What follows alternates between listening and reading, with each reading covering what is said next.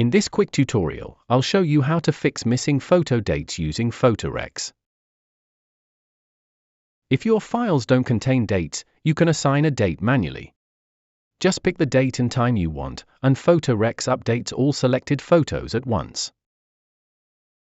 If your files already include dates in their file names, choose a Derive from File Name.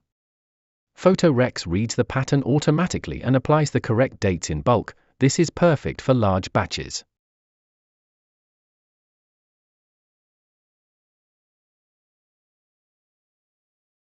That's all it takes to restore accurate timestamps and keep your library organized. To fill in missing creation dates, start by clicking Add Files and select the videos you want to fix. Then open the Edit Date section. Choose Auto Derive from File Name. PhotoRex reads the date and time embedded in your file names and applies them to the video's creation date automatically. This works great for batch updates and is much faster than setting dates manually. Once you're ready, click Export Files. That's all it takes to restore missing creation dates. Let's learn how to apply a time offset to your photos using PhotoRex. Start by clicking Add Files and selecting the photos you want to adjust.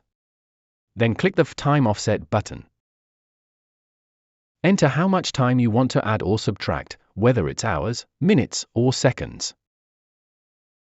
This is perfect for fixing time zone differences, camera clock errors, or syncing photos from multiple devices. That's all it takes to quickly shift your photo timestamps with a precise time offset. In this tutorial, I'll show you how to convert images to JPEG using PhotoRex. Click Add Files and choose the images you want to convert. Then click Export Files.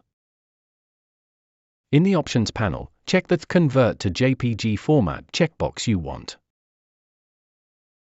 That's all it takes to generate clean, compatible JPEG versions of your images.